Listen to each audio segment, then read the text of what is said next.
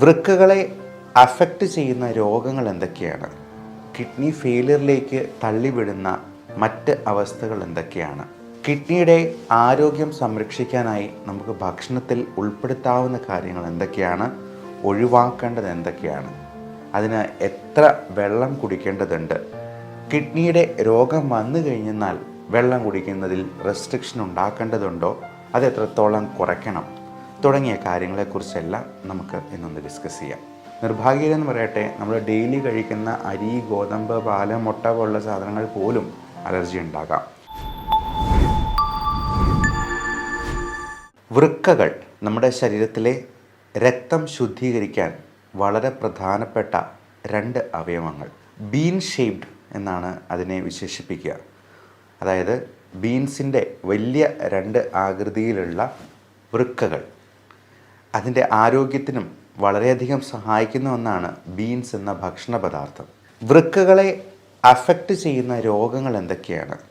Kidney ഫെയിലിയറിലേക്ക് തള്ളിവിടുന്ന മറ്റ് അവസ്ഥകൾ എന്തൊക്കെയാണ്? കിഡ്നിയുടെ ആരോഗ്യം സംരക്ഷിക്കാനായി നമുക്ക് ഭക്ഷണത്തിൽ ഉൾപ്പെടുത്താവുന്ന കാര്യങ്ങൾ എന്തൊക്കെയാണ്? ഒഴിവാക്കേണ്ടത് എന്തൊക്കെയാണ്? അതിന് എത്ര വെള്ളം കുടിക്കേണ്ടതുണ്ട്? കിഡ്നിയുടെ രോഗം വന്നു കഴിഞ്ഞാൽ വെള്ളം കുടിക്കുന്നതിൽ റെസ്ട്രിക്ഷൻ ഉണ്ടാക്കേണ്ടതുണ്ടോ? അത് എത്രത്തോളം കുറയ്ക്കണം? തുടങ്ങിയ കാര്യങ്ങളെക്കുറിച്ചെല്ലാം നമുക്ക് ഇന്നൊന്ന് ഡിസ്കസ് ചെയ്യാം. നിങ്ങൾ പലപ്പോഴും കേട്ടിട്ടുണ്ടാവാം, പ്രമേഹമുള്ള അല്ലെങ്കിൽ BP ഉള്ള ആളുകൾക്ക് കുറച്ച് നാളുകൾ കഴിയുമ്പോഴത്തേക്കും കിഡ്നി ഫെയിലിയറായി വരുന്നത്. നമ്മൾ ഷുഗറിൻ്റെ കാര്യം പിന്നെയും കുറച്ചുകൂടി കേട്ടിട്ടുണ്ടാവാം. എന്നാൽ BP-യിൽ നിന്ന് കിഡ്നി ഫെയിലിയർ ഉണ്ടാകുന്ന ഹൈപ്പർടെൻസീവ് നെഫ്രോപ്പതി എന്ന് പറയുന്ന ഒരു കണ്ടീഷനെ പറ്റി പലർക്കും അത്ര തന്നെ അറിവുള്ളതല്ല. ഡയബറ്റിക് നെഫ്രോപ്പതി ഉണ്ടാകാം എന്നുള്ളതൊക്കെ പലർക്കും അറിയാം. എന്നാൽ അത് കിഡ്നിയുടെ മരുന്ന് കൊണ്ടുള്ള ഉപയോഗത്തിൽ നിന്ന് വരുന്ന ഫെയിലിയറാണ് എന്നാണ് പലരുടെയും തെറ്റിദ്ധാരണ. എന്നാൽ അങ്ങനെയല്ല. കിഡ്നി ഫെയിലിയർ ഉണ്ടാകുന്ന ഡയബറ്റിക് രോഗികളിൽ അല്ലെങ്കിൽ BP രോഗികളിൽ 90% അത് മരുന്ന് കഴിക്കാതെ കുറേ നാളുകൾ കൊണ്ട് കിഡ്നിയിലുണ്ടാകുന്ന ഡാമേജ് ഒരു ഘട്ടത്തിൽ അത് പുറത്ത് വരുന്നത്. അത് മരുന്ന് കഴിക്കുമ്പോഴും ചിലപ്പോൾ അത് കൺട്രോൾ അല്ലാണ്ട് പോയേക്കാം. എന്നാൽ പെട്ടെന്നൊരു ദിവസം അത് പുറത്ത് വരുമ്പോൾ ആൾക്കാർ വിചാരിക്കുക മരുന്ന് കഴിച്ചിട്ടാണ് ഇത് ഫെയിലിയർ ആവുന്നത് എന്നാണ്. എന്നാൽ അങ്ങനെയല്ല. അത് കുറേ വർഷങ്ങൾ കൊണ്ട് ഈ ഡാമേജ് ഇങ്ങനെ കൂടിക്കൂടി വന്ന് അവസാനം ഫെയിലിയറിലേക്ക് എത്തുകയാണ് ചെയ്യുക. എന്നാൽ ചില മരുന്നുകൾ തീർച്ചയായിട്ടും കിഡ്നിക്ക് ഫെയിലിയർ ഉണ്ടാക്കുന്നുണ്ട്. ഉദാഹരണത്തിന് വേദന സംഹാരികൾ, NSAIDs ഗ്രൂപ്പിൽ പെടുന്ന പാരസെറ്റമോൾ ആണെങ്കിലും ഡൈക്ലോഫിനാക് പോലുള്ള മരുന്നുകളെല്ലാം ഓവർ ദ കൗണ്ടർ മെഡിസിനായിട്ട് ഡോക്ടർമാരൊന്നും ഒരിക്കലും ഒത്തിരി കൂടുതൽ കൊടുക്കുകയില്ല. അത് 1-2 എണ്ണം മാക്സിമം കഴിക്കാനായിട്ടേ പറയത്തുള്ളൂ. അത് 3-4 എണ്ണം വെച്ച് മാസങ്ങളോളമൊക്കെ കഴിക്കുമ്പോഴത്തേക്കുമാണ് കിഡ്നി ഫെയിലിയർ ഉണ്ടാവുക. കഴിവതും വേദന സംഹാരികൾ ഒഴിവാക്കാൻ തന്നെയാണ് ഞാൻ എൻ്റെ രോഗികളോട് പറയാറുള്ളത്. വേദന അത്ര അധികം ഉണ്ടെങ്കിൽ മാത്രം നമുക്ക് ഒരു ഗുളികയോ എല്ലാം കഴിക്കാവുന്നതാണ്. അത് ഡെയിലി 2-3 വെച്ച് കഴിക്കാൻ പാടില്ല എന്ന് ഞാൻ ഓരോ രോഗിയുടെ അടുത്തും പ്രത്യേകം പറയാറുണ്ട്. ഞാൻ ഒരു 5-8 ഗുളിക അല്ലാണ്ട് അതിൽ കൂടുതൽ കൊടുക്കാറുമില്ല. അതുപോലെ non judicious use of antibiotic.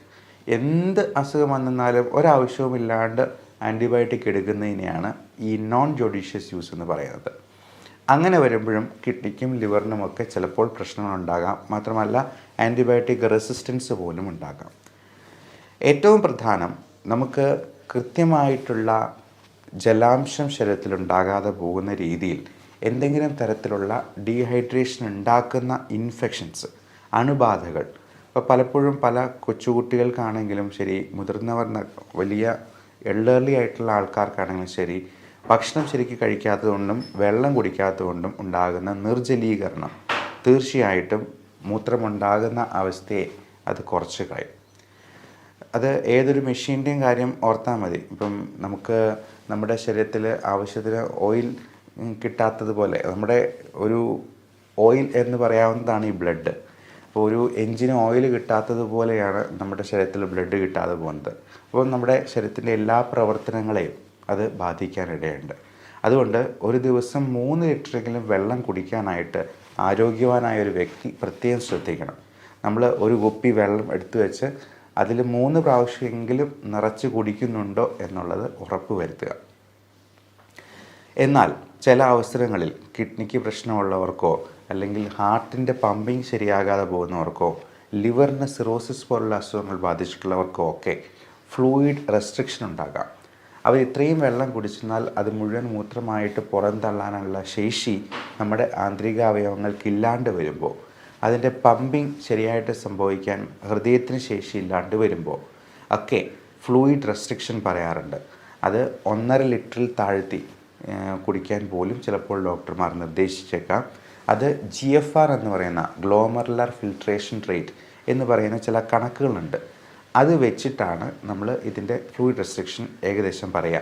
അത് 1.5 ലിറ്ററൊക്കെയാണ് സാധാരണഗതിയിൽ ആൾക്കാരോട് പറയുക. അവരൊന്നും ഒത്തിരി വെള്ളം ഒരുമിച്ച് കുടിച്ചെന്നാൽ പോലും, അപ്പോൾ പച്ചവെള്ളത്തിന് പോലും സൈഡ് എഫക്റ്റ് ഉണ്ട് എന്നുള്ളതാണ് നമ്മൾ മനസ്സിലാക്കേണ്ടത്. ഏത് സംഗതിയാണെങ്കിലും ഒരളവിൽ കൂടുതൽ കഴിക്കുന്നത് ചിലപ്പോൾ ദോഷം ചെയ്തേക്കാം. ഓരോന്നിനും ഒരു ഡോസ് ഉണ്ട്, അതിന് എഫക്റ്റുമുണ്ട്, സൈഡ് എഫക്റ്റുമുണ്ട്. അപ്പോൾ ഈ പച്ചവെള്ളമാണെങ്കിൽ പോലും ഇത്രയും ലിറ്റർ കണക്കിന് നമ്മളൊരു വാശിക്ക് കുടിച്ച് കഴിഞ്ഞിട്ടുണ്ടെങ്കിൽ ചിലപ്പോൾ പൾമണറി എഡിമ പോലുള്ള കോംപ്ലിക്കേഷനിലേക്ക് അത് നയിക്കുകയും പെട്ടെന്ന് ഹാർട്ട് അറ്റാക്കോ ഒക്കെ ഉണ്ടാകാനായിട്ടുള്ള സാധ്യത പോലുമുണ്ട്. ശ്വാസമുട്ടൽ കൂടി അത് കാർഡിയോ പൾമണറി അറസ്റ്റിലേക്ക് നയിക്കാനായിട്ടുള്ള സാധ്യതയുണ്ട്. അപ്പോൾ ഇങ്ങനെയുള്ള കാര്യങ്ങളെല്ലാം ഡോക്ടറോട് ചോദിച്ച് കൃത്യമായിട്ട് ചോദിച്ച് മനസ്സിലാക്കുക, അറിയുക. അങ്ങനെ അതനുസരിച്ച് നമ്മൾ ഈ വെള്ളം കുടിക്കുന്നതിലാണെങ്കിലും റെസ്ട്രിക്ഷൻ കൊണ്ടുവരിക. ഇനി ഇതിന് കഴിക്കാവുന്ന ഭക്ഷണങ്ങൾ എന്തൊക്കെയാണ് എന്ന് നോക്കാം. ഏറ്റവും പ്രധാനമായിട്ട് പറയാവുന്നത് ഗ്രീൻ ലീഫി വെജിറ്റബിൾസ്, നല്ല പച്ച നിറത്തിലുള്ള ചീര, സ്പൈനാഷ് തുടങ്ങിയ സാധനങ്ങൾ, ക്യാപ്സിക്കം പോലുള്ള കാര്യങ്ങൾ എല്ലാം ധാരാളമായി ഉൾപ്പെടുത്തുക. നല്ല ഫ്രൂട്ട്സ് കഴിക്കുക. അത് ഒത്തിരി മധുരമുള്ള ഫ്രൂട്ട്സ് അല്ല, അധികം മധുരമില്ലാത്ത പഴങ്ങൾ. ഇപ്പോൾ കുക്കുംബർ പോലുള്ളതോ വെയിറ്റ് കുറയ്ക്കാൻ ഒതുങ്ങുന്ന രീതിയിലുള്ള പഴങ്ങളോ ഒക്കെ വളരെ നല്ലതാണ് ഡയബറ്റിക് ആയിട്ടുള്ള രോഗികൾക്കുമൊക്കെ. അതേപോലെ തന്നെ നമുക്ക് പേരയ്ക്ക, തണ്ണിമത്തൻ തുടങ്ങിയവയൊന്നും വലിയ മധുരമുള്ളതല്ല. ഇപ്പോൾ ഡയബറ്റിക് രോഗികളാണെങ്കിലും ഒരു പരിധിയിൽ കൂടുതൽ നമ്മൾ ഈ ചെറുപഴങ്ങളൊന്നും കഴിക്കുന്നത് നല്ലതല്ല. പ്രത്യേകിച്ചും നല്ല മധുരമുള്ള പാളയംകോടൻ പഴമോ അല്ലെങ്കിൽ ഞാലിപ്പൂവൻ, രസകദളി എന്നൊക്കെ പറയുന്ന പഴങ്ങളോ ഒക്കെ ഒത്തിരി കഴിക്കുന്നത് തന്നെ ഷുഗർ കൂട്ടാനായിട്ട് ഇടയാക്കും. അതേപോലെ നമുക്ക് മറ്റ് തലത്തിലുള്ള ഇൻഫെക്ഷൻസ്, പൊള്ളലേറ്റിട്ടുള്ളവർക്ക്, പൊള്ളലൊക്കെ ഏൽക്കുമ്പോഴേക്കും ഇതിൻ്റെ ഡീഹൈഡ്രേഷൻ വളരെയധികം കൂടുതലായിരിക്കും. അപ്പോൾ അതുകൊണ്ട് തന്നെ നമുക്ക് കിഡ്നിക്ക് പ്രശ്നം ഉണ്ടാകാൻ സാധ്യതയുണ്ട്. അതുപോലെ വളരെ സിവിയർ എക്സസൈസ് ചെയ്യുന്നവർക്ക് ജലാംശം കുറഞ്ഞു പോകാം. മാത്രമല്ല ക്രിയാറ്റിൻ ഉണ്ടാകുന്ന നമ്മുടെ ശരീരത്തിൽ ആ സമയത്ത് ഒത്തിരി കൂടുന്നുണ്ട്. ഒത്തിരി സിവിയർ എക്സസൈസ് ചെയ്യുന്നവരാണെങ്കിൽ അതിനനുസരിച്ച് നന്നായിട്ട് വെള്ളം കുടിക്കാൻ നോക്കുക. അല്ലാന്നുണ്ടെങ്കിൽ ചിലപ്പോൾ ക്രിയാറ്റിൻ്റെ അളവ് ചിലപ്പോൾ കൂടുതൽ കാണിച്ചേക്കാം. അതുപോലെ തന്നെയാണ് ഒത്തിരി പ്രോട്ടീൻ പൗഡർ കഴിക്കുന്നവർ. ഭയങ്കരമായിട്ട് പ്രോട്ടീൻ അടിച്ചു കയറ്റുമ്പോൾ നമ്മൾ ഈ വിപണിയിലൊക്കെ കാണുന്ന പലതരത്തിലുള്ള പ്രോട്ടീൻ പൗഡറുണ്ട്. അപ്പോൾ അങ്ങനെയുള്ള അൺനാച്ചുറൽ പ്രോട്ടീൻ പൗഡർ കഴിക്കുമ്പോഴത്തേക്കും നമ്മൾ ഈ ഒരു കാര്യം കൂടി അതിൻ്റെ കൂടെ ശ്രദ്ധിക്കേണ്ടതുണ്ട്. യൂറിയ, ക്രിയാറ്റിനിൻ, യൂറിക് ആസിഡ്, ഇത് മൂന്നും ഇങ്ങനെയുള്ള ജിമ്മന്മാർ ഇടവേളകളിൽ ഒന്ന് ചെക്ക് ചെയ്യുന്നത് നന്നായിരിക്കും. അതേപോലെ കിഡ്നിക്ക് പ്രശ്നമുണ്ടാക്കുന്ന മറ്റൊരു പ്രശ്നമാണ് പാമ്പ് കടി, പ്രത്യേകിച്ചും അണലി വർഗത്തിൽപ്പെട്ട പാമ്പിൻ്റെ കടിയേൽക്കുന്നത്. അപ്പോൾ പാമ്പ് കടിക്കാൻ സാധ്യതയുള്ള പ്രദേശങ്ങളിൽ നമ്മൾ പോകുമ്പോൾ വളരെയധികം ശ്രദ്ധിക്കണം. പ്രത്യേകിച്ചും അണലി എന്ന് പറഞ്ഞത് വളരെ ചേർന്ന് കിടക്കുന്ന ഒരു പാമ്പായതുകൊണ്ട് തന്നെ നമ്മളതിനെ കണ്ടു എന്ന് വരില്ല, അറിയാതെ പോയി ചവിട്ടാൻ സാധ്യതയുണ്ട്. ഇരുട്ടുള്ള പ്രദേശങ്ങളിൽ പോകുമ്പോൾ കയ്യിലൊരു ടോർച്ച് കരുതുക.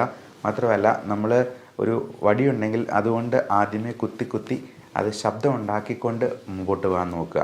കാരണം നമ്മൾ നിലത്ത് കുത്തുമ്പോൾ അതിൻ്റെ വൈബ്രേഷനാണ് പാമ്പിന് കൂടുതൽ വ്യക്തമായിട്ട് അറിയുക, ശബ്ദത്തേക്കാൾ കൂടുതൽ.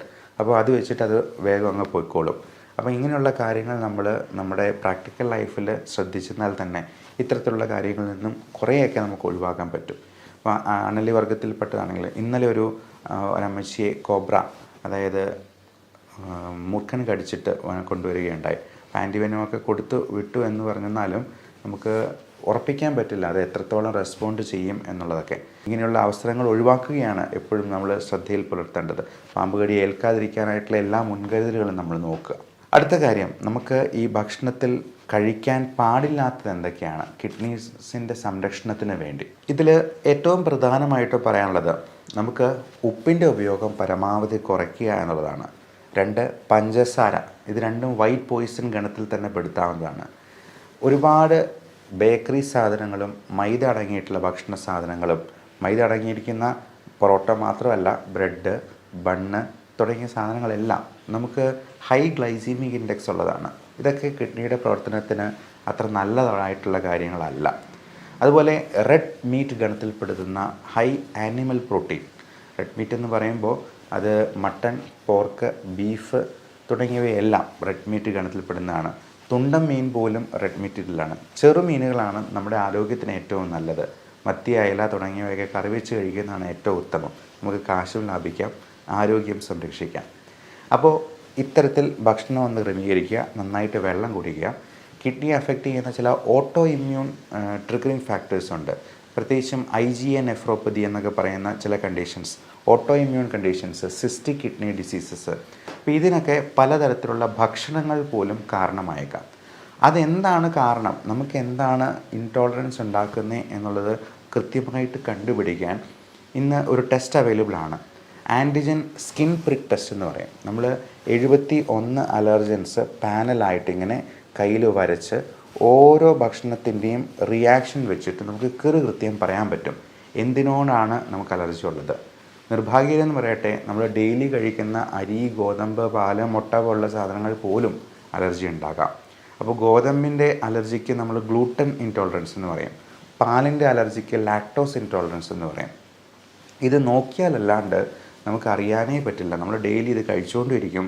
ഇത് പലതരത്തിലുള്ള അലർജിക് പ്രോബ്ലംസും ഓട്ടോ ഇമ്മ്യൂൺ ട്രിഗേഴ്സ് മൂലമുണ്ടാകുന്ന മറ്റ് ഓട്ടോ ഇമ്മ്യൂൺ കണ്ടീഷൻസും ഒക്കെ ഉണ്ടാകാം.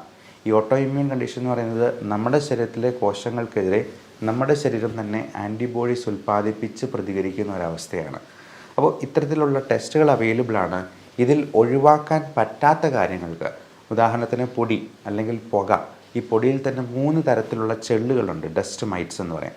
അതുപോലെ പല തരത്തിലുള്ള ഫംഗസ് ഉണ്ട്. അതൊരു 3-4 ടൈപ്പ് ഫംഗസ് നമ്മൾ ഈ ടെസ്റ്റിൽ നോക്കാറുണ്ട്. അപ്പോൾ അതിലേതാണ് പ്രശ്നമെന്ന് നോക്കി അതിന് ഇമ്മ്യൂണോതെറാപ്പി എന്ന് പറയുന്ന ഒരു പുതിയ മോഡ് ഓഫ് ട്രീറ്റ്മെൻറ്റ് ഉണ്ട്. നിങ്ങൾ അടുത്തിടെ മനോരമ പത്രത്തിൽ ജൂലൈ 6 മനോരമ പത്രത്തിൽ വായിച്ചിരിക്കും. ഇമ്മ്യൂണോതെറാപ്പി എന്ന് പറയുന്ന വളരെ അത്ഭുതകരമായിട്ടുള്ള ഒരു പുതിയ ചികിത്സയെപ്പറ്റി. അതുവഴി ക്യാൻസറിൽ നിന്നും മോചിതയായി വന്ന ഒരു ലേഡിയുടെ ഒരു കഥ ഫ്രണ്ട് പേജിൽ തന്നെ ഉണ്ടായിരുന്നു.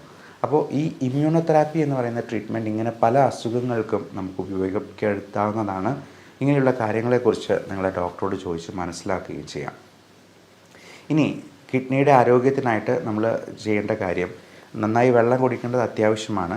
ഈ വെള്ളം കൂടി നമ്മൾ കിഡ്നിക്ക് രോഗമുണ്ടായി തുടങ്ങി എന്നറിഞ്ഞു കഴിഞ്ഞിട്ടുണ്ടെങ്കിൽ അതിൽ റെസ്ട്രിക്ഷൻ ഉണ്ടാക്കേണ്ടതാണ്.